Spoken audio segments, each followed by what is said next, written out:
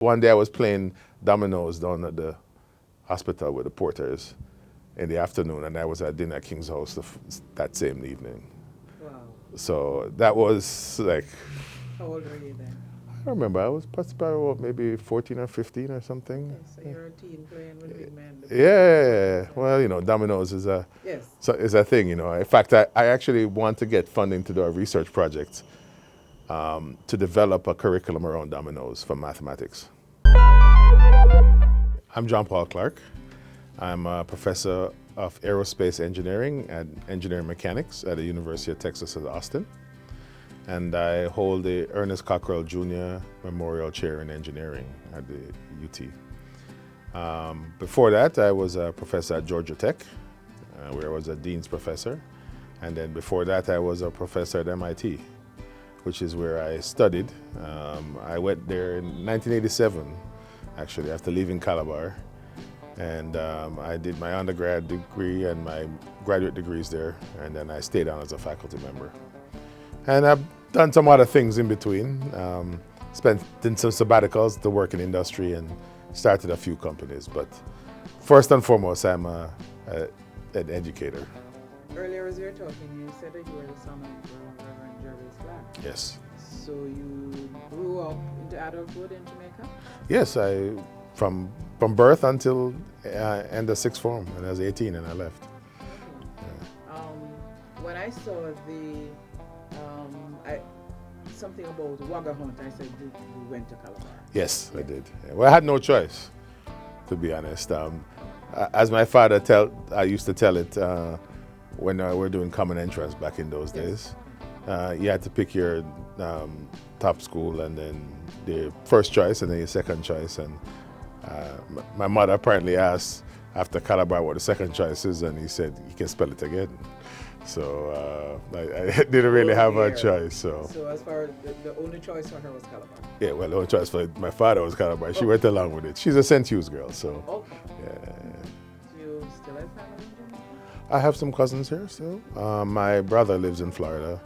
My dad died last year, and my mom died 4 years ago. So, and on my mother's side, I don't have any aunts or uncles, and on my father's side, I have 2 aunts. Prior to this invitation by you, Faculty of Social Sciences, how often do you come to Jamaica? I think I've been to Jamaica probably once or twice a year. The last time I was here in my capacity as chairman of the board of Cayman Airways. We came for a station visit, and it happened to be around the day after my birthday, so I got together with some friends. So I always try to get together with my friends when I'm here.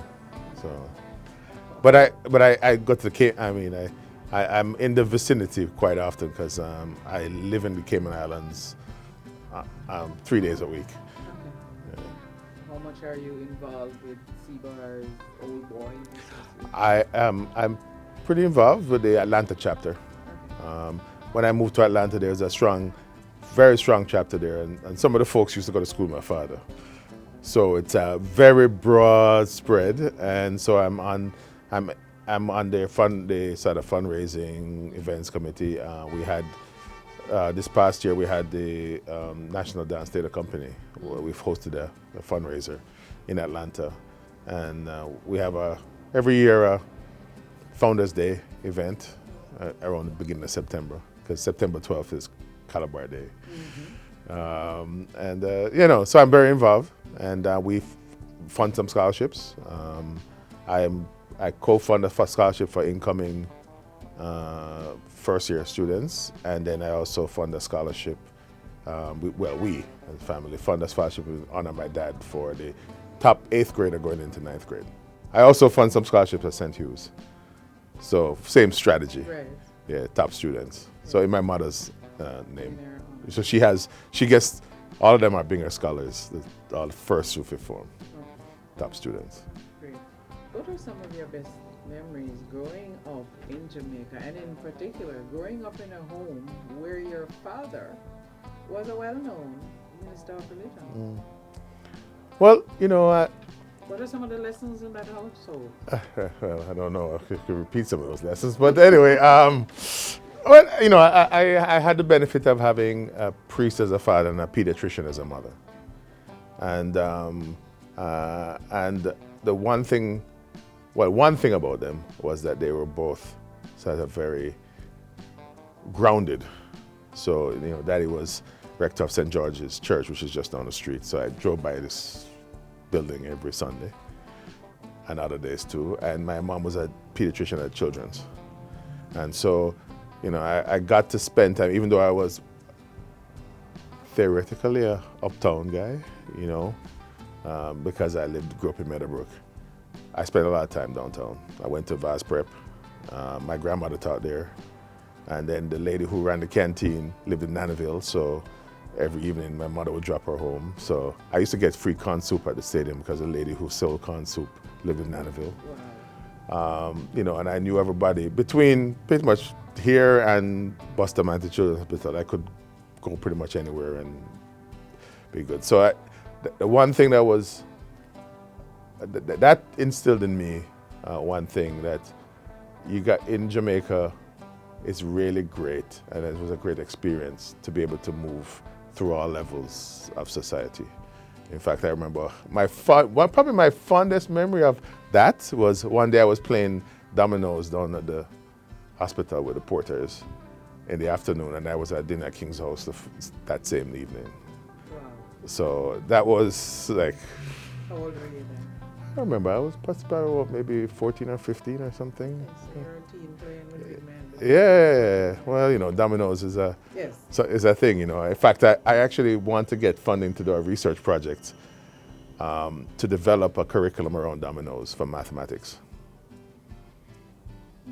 Because if you think about it, it's what we refer to in math programming as a stochastic program, right? So, a stochastic program is what's the best decision to make now, given what other people can do, and then what you can do in response to that, and then what they do in response to that. So there's actually a whole bunch of mathematics around that. It involves probability and statistics and all the things that are very sort of thing. Because I know people who can barely add the things together, can tell you exactly who's going to play what and who's going to play what after next. So I really would love for us as a country, in trying to address mathematics, to think about having a dominoes-based curriculum. I mean, not the curriculum, but a dominoes-based module to teach probability and statistics and to teach decision-making and uncertainty, because I think it would, especially for boys, I think it would resonate really well. And the one thing about dominoes, it doesn't matter where you are in society, Jamaican men especially, and growing more so women, pride themselves at their domino skills. That's sort of the leveler, right? What do you think about the education system we have now, and as compared to the outcomes when you were growing up, compared to now? And I'm just thinking how we need to teach boys differently from how we teach girls. That's my position. What's yours? Well, I think most Caribbean countries and most what we call third world or small island developing countries are usually receivers or followers of educational development or innovation. And so we look around for the more developed countries and we say, how can we use what they're doing here? And there's a colonial history around that, right? The books were sent from England and people learned a certain way. And what I find is that we often hold on to those things for longer than we should. And we get, caught up in maintaining the same approaches regardless of the change in society. So, chalkboard, one of the things that we're struggling with at the university level is the attention span. Right? Kids nowadays, I have two boys, they're 16. Twins. And, the way they think about stuff, they think in very short chunks. modules. So asking them to, except for a good movie though. One of them is a big movie fan. So we went to see Napoleon recently, and the two of us sat there, and he likes big movies. He's very much into movies and music. But most of the part, they want things in small bites. But yet still we have, this is your 50-minute, or this is your 75-minute class, or you gotta sit down and do that, and then we also, people want things more in a just-in-time way. And we have technology, like we're using now, to videotape things, and the Khan Academy has been very successful. I really think we need to think about how we match what we deliver to the attributes of the people that we're delivering to. Because what we're doing in many cases is saying, this is the way we're going to teach you. You better adapt to the way we're going to teach you, as opposed to saying, we understand this, you're different, right? And we have to change how we deliver stuff to better match you, because things are changing. It's not going to turn back. Nobody wants to sit down and listen to a UN-style lecture where somebody reads a thing for an hour and says, as I said some moments ago, 45 minutes earlier. That's a very tough thing. It was tough for people then, but it's even worse now. So I do think we need to change the way we create educational content, modularize things, allow people to get things in different order. And that's why the internet has been so beneficial for what you call, asymmetric or, asynchronous learning. But there's a benefit to doing more technology, right? So you don't have to be right here to be hearing all the news about teachers leaving for better remuneration, right? And a diminished level of respect that they have in society, right?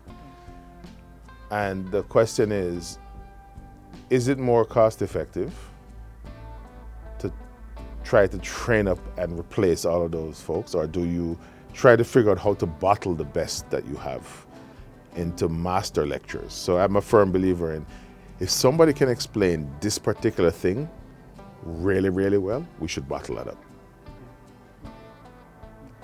And if somebody can play this other principle in a better than me, let's bottle what they have to say. Let's figure out who are the best people at explaining concepts, who are the best people at creating, audiovisual aids and demonstrations. Let's bottle that up.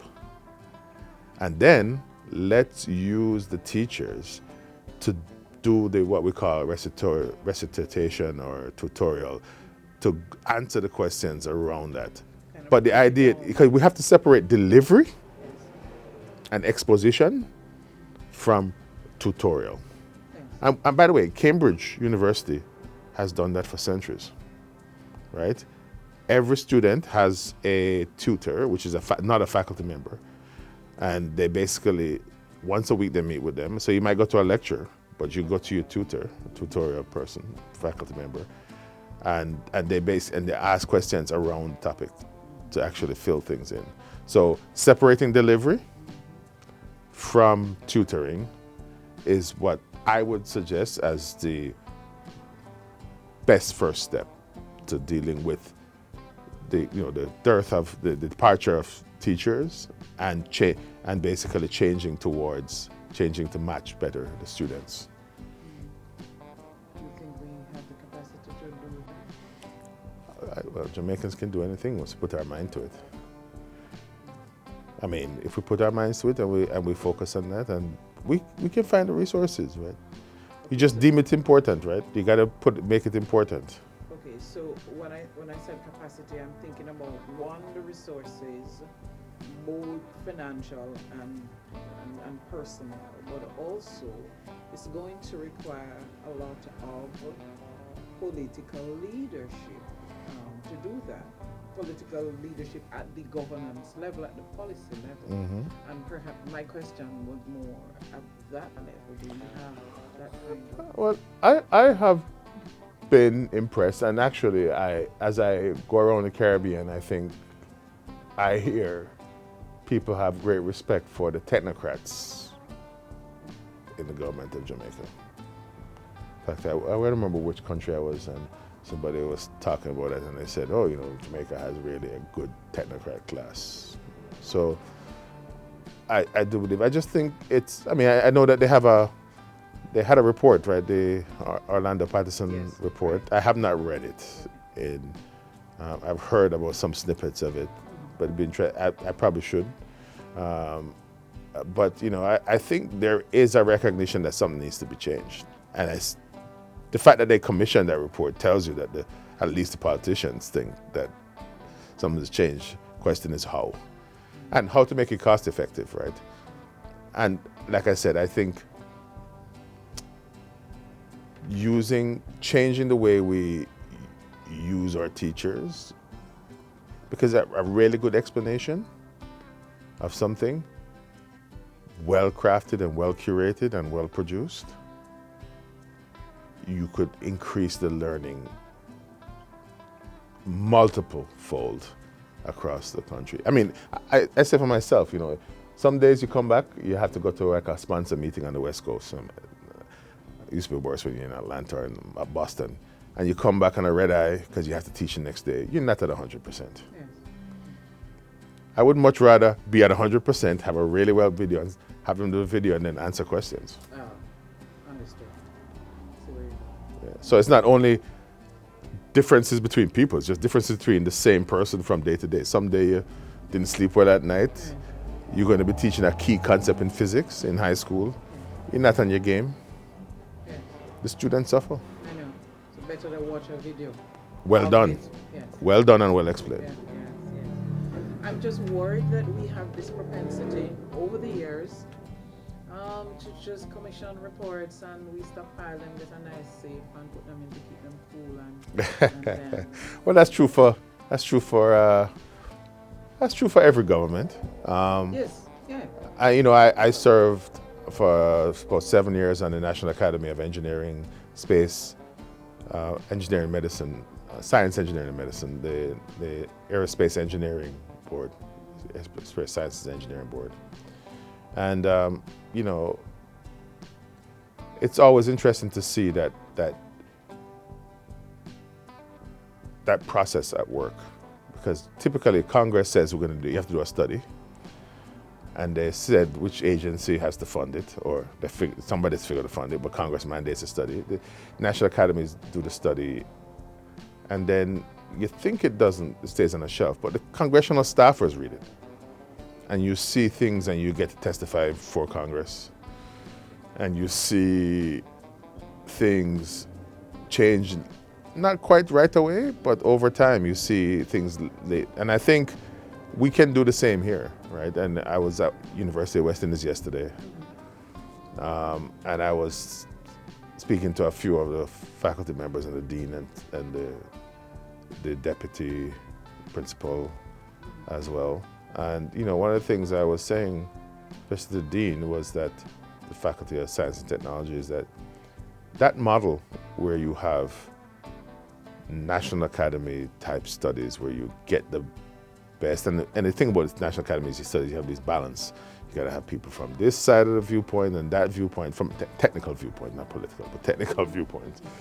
And they have great emphasis on getting better balance in the committees. But those reports can be very, very helpful in terms of providing not only what the problems are, but specific solutions. And I think we can do that if we have specific solutions and we recommend, and you have studies that say, here's what you need to do, and here's how you need to do it. I say a lot of studies are like, oh, there's a problem. You need to work on this problem, that problem, that problem. I like studies that say, here's what you need to do. If you could, though, can you dispel some of the fears of those persons who believe that we're going to be living in a world where it's just pure mechanical people work? Yeah, people watch the movies too much, RoboCop. So let's begin by thinking about how does AI and machine learning and all that work. So it's been around for a long time. You know, back in the 80s, we had what we call the AI winter because everybody promised things that could not be delivered and funding just dried up. So machine learning was actually the rebirth of the second AI wave, right? And where we'll get to, we don't know. But the fundamental thing behind AI is looking for correlations, right? So the people looked at the brain and they said the synapses and they said, you know, there's this input-output relationship, and they said, okay, if we could recreate that, we could actually then do. There's a lot of magic and mojo and rest, which we're just looking at it from a purely, you know, physical perspective. Is a bunch of synapses saving things in a different way. And if you think about a computer, it's also that 0 1s, a bunch of them saving things in a different way.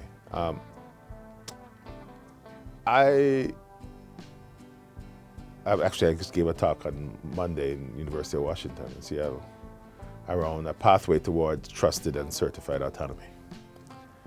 And you know, one of the challenges we have is that most, if not all, of what we have is really just good algorithms, software implemented, verified using some formal methods in some cases, but in others not, and allowed to operate autonomously, which is a big difference than being an autonomous agent. Because autonomy, if you look at dictionary definition, is the state of being self-governing. And self-governance means both autonomous decision-making and autonomous operation or action.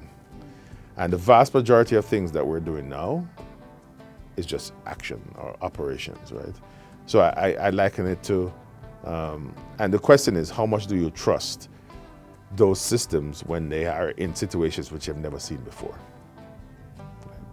Going back to the deep working knowledge, right? Yeah. You think about it, right? You want to have a machine with deep working knowledge where it can be in a situation that it hasn't seen before, and you want to guarantee at least that it won't do anything that's harmful, right, to itself or to others, right? And so my thesis that I put forward on this topic is that we want to measure decision making, and we as humans do it all the time.